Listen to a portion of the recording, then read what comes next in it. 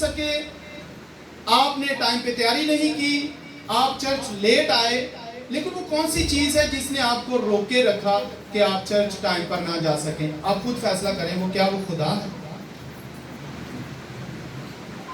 بھائیو آپ بتاؤ نا ذرا وہ کون ہے؟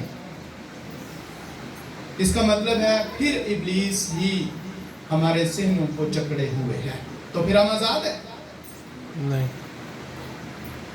جب آپ چرچ لیٹ آتے ہیں تو مت سوچیں کہ ہم خدا کے بیٹے کے فالوور ہیں اور ہم ایسا کر رہے ہیں. جب آپ لیٹ آتے ہیں تو کوئی چیز آپ کو روک رہی ہے, کوئی ہے جس نے آپ کو جکڑا ہوا ہے, کوئی ہے جس نے آپ کو دبوچا ہوا ہے, کوئی ہے جس نے آپ کے ذہن کو اپنے ہاتھ میں کنٹرول کیے ہوئے ہے. آپ سمجھ سکتے ہیں کہ وہ کون سا ڈرائیور ہے جو گاڑی غلط چلا رہا ہے, لیٹ کام کر رہا ہے, ہم لیٹ جا رہے ہیں. وہ ڈیول ہے, وہ ایول اسپرٹ ہے.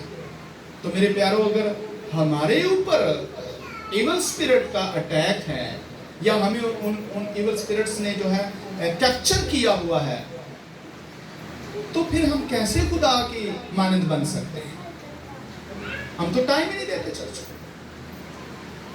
اور دوسری طرف دیکھیے, دوسری طرف یہ دیکھیے کہ جتنے دنیاوی کام ہوتے ہیں دنیا کے اندر, جتنے بھی دنیاوی کام ہوتے ہیں, کیا وہ آپ ٹائم پہ نہیں کرتے؟ دنیاوی کام جتنے بھی ہیں, آپ اسکول جاتے ہو آپ ٹائم پہ جاتے ہو, آپ آفس جاتے ہو آپ ٹائم پہ جاتے ہو, آپ کسی کے دعوت جاتے ہو دعوت پہ آپ ٹائم پہ جاتے ہو. اچھا, دنیا کے جتنے بھی کام ہیں اس میں کون آپ کو آزادی دے دیتا ہے آپ جلدی جلدی چلے جاتے ہو؟ لیکن جب روحانی طور پر ہم خداوند کی طرف بڑھنا شروع کرتے ہیں تو ہم کیوں لیٹ ہو جاتے ہیں؟ آخر یہ کیا وجہ ہے؟ یہ وجہ, یہ مسئلہ, یہ ڈیول کی طرف سے ہے. یہ ہماری زندگی کے اندر اس نے اس طرح جال بچھایا ہوا ہے, اور اس سے ہم نکلنا یا اس سے بچنا یا اس پر غالب آنا نہیں ہم چاہ رہے, اور ہم اس کے لیے کچھ بھی نہیں کر رہے. بھائی میری طرف دیکھو, اب دیکھیں وہ پھر آپ کو کسی دوسری طرف لے گیا. میری طرف دیکھیں, میں نے ورس پڑھ لیا جو پڑھ لیا, میں آپ سے بات کر رہا ہوں, پلیز میری بات سنیے. تو جب آپ چرچ ٹائم پہ نہیں آتے تو پھر آپ کے ساتھ مسئلہ ہے. آپ بہت سنجیدہ ہو کے اس مسئلے کو قبول کریں کہ میرے ساتھ یہ ہے اور مجھے اس کو سالو کرنا ہے, مجھے اس کو حل کرنا ہے. آمین. دیکھیے پرستار جو ہیں, پرستار کتنے پرستار ہوتے ہیں؟ کون کون پرستار ذرا ہاتھ دکھائیے.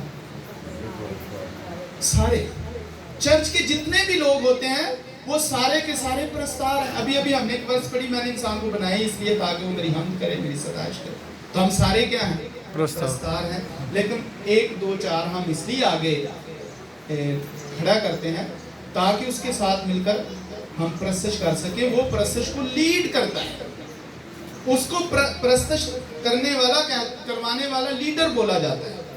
اب مجھے آپ خود ہی فیصلہ کر کے بتائیں, ایک پرستش لیڈ کرنے والا لیٹ آئے گا, دیر سے آئے گا, تو پھر ہم کیا کریں؟ کیا اس کے ساتھ کوئی مسئلہ ہے یا نہیں؟ ہاں نہ کرو نا, میرے ناراض ہو گئے ہوں نہیں, میں محنت کر کے تینوں کلام سنا رہا, تو ہی ناراض نہیں جا رہا. ہاں جی, اس کے ساتھ مسئلہ ہے یا نہیں مسئلہ ہے؟ ہاں جی, مسئلہ ہے. اس کو کس چیز نے روکا ہے؟ کیوں وہ لیٹ آیا ہے؟ اس کے ذہن کے اوپر کس چیز کا قبضہ ہے؟ کون سی چیز اس کو جو ہے ڈرائیو کر رہی ہے؟ اور جب وہ ان چیزوں کے اندر پھنسا ہوا ہے, ابلیسی قوتوں کا قبضہ اس کے اوپر ہے, اب مجھے بتائیں ایسے شخص کو ہم پرستش کرنے لیڈ کرنے کیوں دیں؟ اب خود فیصلہ آپ خود ہی کر لو نا, میرے تو ناراض نہ ہو جاتے. ایک شخص ابلیسی قوتوں کا جکڑا ہوا ہے اور اس کو ہم آگے لا کے کھڑا کر دیں پرستش لیڈ کرو, کیوں؟ ہمارا دماغ خراب ہے. نہیں سمجھ آ رہا.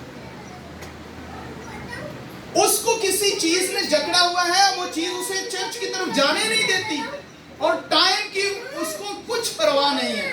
وہ خدا کی حضوری میں جا کر اس نے پرستش لیڈ کرنی ہے, وہ لیڈر ہے پرستش لیڈ کرنے والا. اس کے پاس اچھا مقام ہے.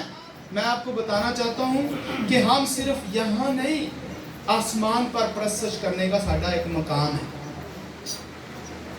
خدا نے ہمیں کیا روحانی بنایا ہے، ہم اصل میں روح ہیں، اور یہ اس نے ہمیں لباس دیا ہے. ہمیں جب خدا نے آسمان پر خلق کر کے رکھا تو وہاں پر ہمارا ایک پرستش کا مقام ہے، جس جگہ پر، جس مقام پر ہم نے کھڑے ہو کر پرستش کرنی. اور ہم زمین پر رہتے ہوئے جب زمین پر پرستش کرتے ہیں، اصل میں ہم اپنے آسمانی مقام پر کھڑے ہو کر پرستش کر رہے ہوتے ہیں. کامل آسمان پر ایک جگہ ہمارے لیے مقرر ہے جہاں اس مقام کے اوپر ہم کھڑے ہوتے ہیں. جب ہم زمین پر کھڑے ہوتے ہیں اسی وقت ہم ایک آسمانی مقام پر کھڑے ہو کر خدا کی پرستش کر رہے ہوتے ہیں، جو مقام اس نے آسمان پر ہمیں دیا ہوا ہے. اب جو لوگ خدا کی پرستش نہیں کر رہے زمین پر، تو وہ اصل میں وہ مقام خالی چھوڑ دیتے ہیں. جو مقام ان کو پرستش کا دیا گیا نا آسمان پر، جب وہ زمین پر پرستش نہیں کرتے تو آسمان پر ان کی جگہ خالی ہو جاتی ہے. اب وہ شخص بچ کیسے سکتا ہے؟ خدا نے جس کام کے لیے بنایا تھا وہ کام وہ نہیں کر رہا، تو وہ کیسے بچے گا وہ شخص؟ خدا کو اس پر غصہ آتا ہے. پھر اس کے لیے خدا نے دیکھیں، خدا کا فضل دیکھیں، سنیے میری طرف دیکھیں، خدا کا فضل دیکھیں، خدا کا فضل دیکھیں کہ خدا اس جگہ کو فل کرواتا ہے. جب آپ اس جگہ پر کھڑے نہیں ہوتے تو خدا اس جگہ کو فل کرواتا ہے، اور وہاں 4 جاندار بغیر آرام کیے قدوس قدوس قدوس پکارتے رہتے ہیں. ہاللیلویہ. وہ آپ کی جگہ فل کر رہے ہیں. ہاللیلویہ. آپ نہیں جب کھڑے ہوتے تو وہ آپ کی جگہ فل کر رہے ہیں، وہ آپ کی جگہ پہ کھڑے ہوتے ہیں، جس کی وجہ سے ہم بچ جاتے ہیں. آمین. سمجھ آ رہی ہے؟ انہوں نے لائی رکھنا ہے کہ آپ بھی کچھ کریں. دیکھیں اتنی بڑی دنیا ہے، ساری دنیا کے لیے وہ پرستش کے مقام پر کھڑے ہیں، ساری دنیا کے لیے، کیونکہ ہر شخص کو خدا نے کس لیے بنایا؟ اپنی حمد کے لیے. تو وہ ساری دنیا کے لیے وہ مقام، اس جگہ پر جہاں میں نے کھڑا ہونا تھا، جس دن میں پرستش نہیں کروں گا، جس دن میں پریئر نہیں کروں گا، جس دن میں بائبل نہیں پڑھوں گا، جس دن میں پریچنگ نہیں کروں گا، تو وہ اس جگہ کو فل کریں گے تاکہ میں محفوظ رہوں، آمین. تاکہ میں بچ جاؤں. آمین. اگر وہ میری جگہ نہیں لیتے، میری جگہ فل نہیں کرتے، میری جگہ پہ پرستش نہیں کرتے، تو میرا بچنا مشکل ہے، میں نہیں بچ سکتا.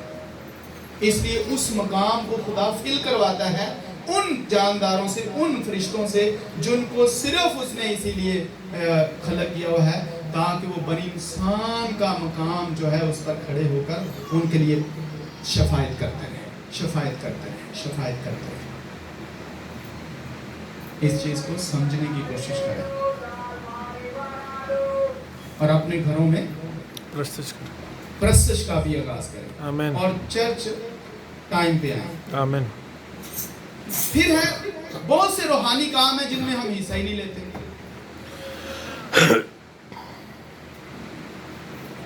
دیکھیے چرچ آنا 6 دن کے بعد، 7ویں دن ہی آتے نا، 6 دن کے بعد چرچ آنا اور پھر چلے جانا، کیا ایک مسیحی کا یہی کام ہے؟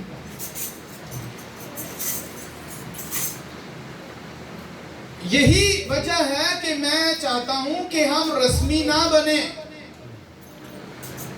بائبل تو یہ نہیں کہتی، بائبل تو کہتی ہے بلا ناگا دعا کرو، بلا ناگا بائبل پڑھو، بلا ناگا پرستش کرو، بلا ناگا خدا کی حضوری میں. ایسا ہی اسی 7 دن بعد ہم نے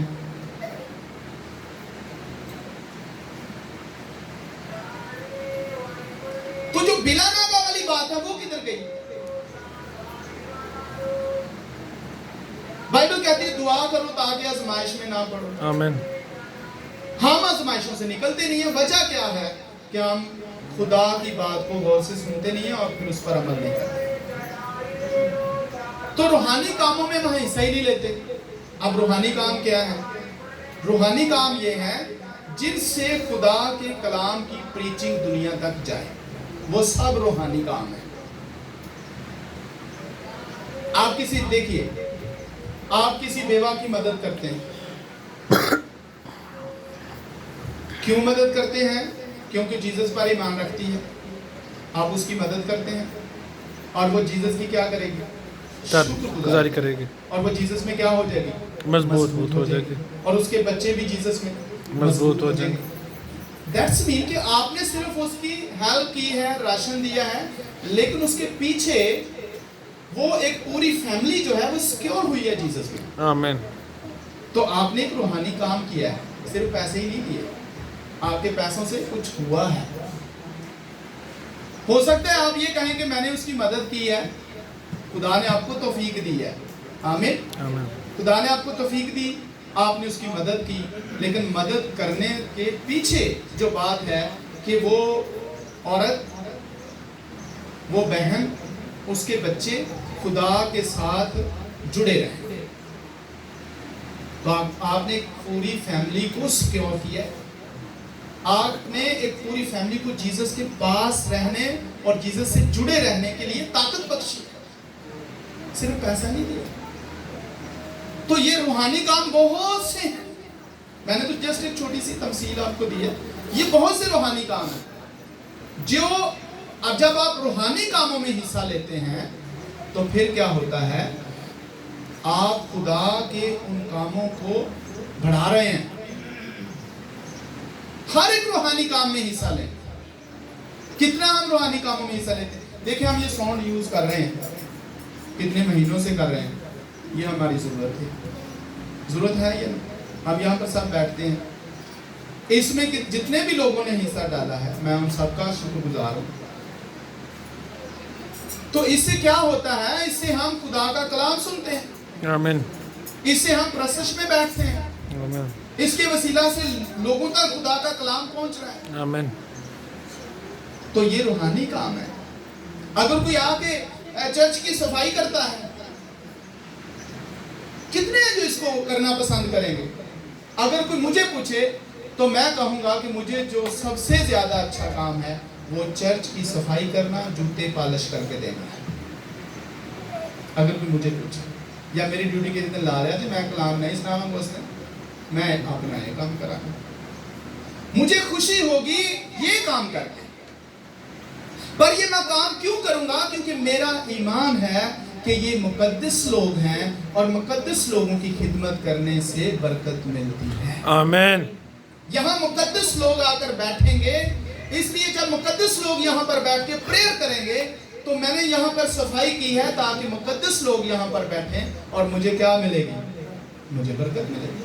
تو میں تو اس نظریے سے کروں گا، میں تو ایمان کے نظریے سے کروں گا، میں اس وجہ سے نہیں کروں گا کہ مجھے کسی نے آرڈر دیا ہے، یہ کچھ یہ ہے کوئی کرنا نہ کام ہی، میں اتنا بڑا بندہ ہوں اور میرا انجے میں ہوگا، میرا اتنا مقام ہے اور منوں میں کچھ صفائی دلا دیتا ہے۔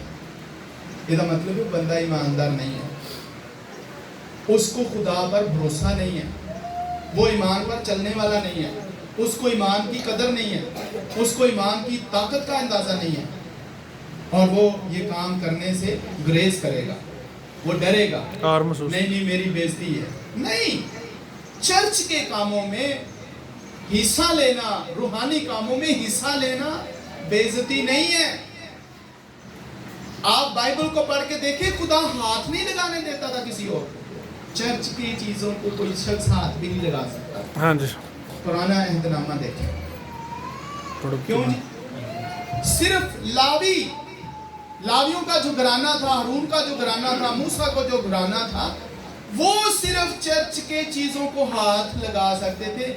بائبل میں کئی جگہ پر، دوسری جگہ پر لکھا ہوا ہے کہ کچھ لوگوں نے آ کر کہا کہ ہمیں یہ خدمت دو، ہم بھی آپ کے ساتھ ہاتھ بٹائیں۔ انہوں نے کہا نہیں، یہ خدا نے ہمیں خدمت دی ہے اور یہ صرف ہمارا کام ہے۔ اور اس وقت کیا ہوتا تھا؟ اس وقت تمبو لگایا جاتا تھا، تمبو کلے ٹھوکنے نے، کلے پٹنے نے، اور رسیاں بننیاں نے، رسیاں کھولنیاں نے، تمبو کھڑا کرنا ہے، تمبو نو کلوز کرنا ہے، تمبو نو چکنا ہے، انہوں جڑے چھکڑے بنے سن انہوں نے رکھنا ہے، انہوں نے اتارنا ہے، آگے جا کے پھر لانا ہے۔ یہ ساڈا کام نے خدا نے سانوں دیتا ہے، تسی نہیں انہوں ہاتھ لا سکتے، خدا ناراض ہوندا ہے کسی نوں ہاتھ نہیں لاندے۔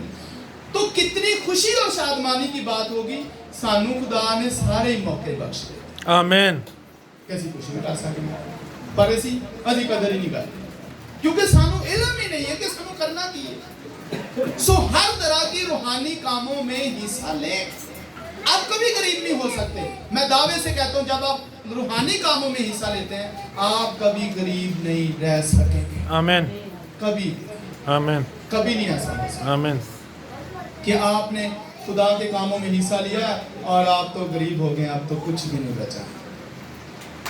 इसलिए आपको पता है, हर दफा जब आप हदिया डालते हो, मैं कहता हूं कि जब आप हदिया डाल रहे हैं तो आप दिल की कुड़न से ना डालें, बाद में परेशान ना हो, वो पादरी साहब दे दूंगे ना दिया। नहीं, मेरे लिए नहीं कर रहे, मैं आपको सच्चाई से कहता हूँ, यहाँ पर जो कुछ आप बोलते हैं उसको आसमान पर कोई रिसीव कर रहा है। आमीन। उसने तो जस्ट मुझे यहाँ पे खड़ा किया है, मैं आपसे कोई अच्छा नहीं हूँ। आप ये मत सोचें कि मैं आपसे बहुत अच्छा हूँ। ये तो उसकी मर्जी है, उसने मुझे चुन लिया तो मैं खड़ा हो गया हूँ, लेकिन मैं आपसे अच्छा नहीं हूँ। उसने अगर मुझे अच्छा बना दिया आपकी नजर में तो ये उसकी मेहरबानी है।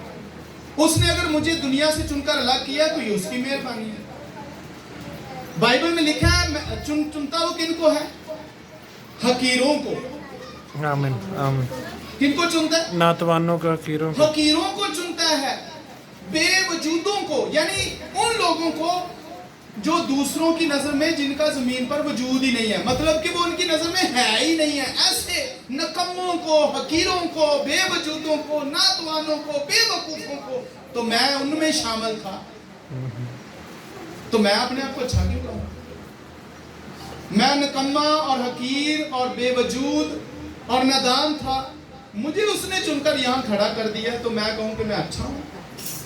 नहीं, जीसस की मेहरबानी है कि उसने मुझे खड़ा कर दिया है।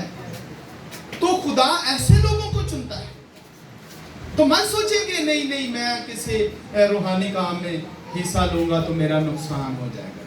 नहीं मेरे प्यारो, जब आप रूहानी कामों में हिस्सा लेते हैं तो आपकी कदर आसमान पर बढ़ती है, आप खुदा की निगाह में मकबूल होते हैं। और बाइबल में लिखा है, जो उसकी निगाह में मकबूल हुआ, जो उसको पसंद आ गया, तो फिर खुदा उसको सरफराज करता है। आमीन, आमीन। उसको तरक्की देता है, उसको सरफराज करता है, उसको बढ़ाता है। आमीन।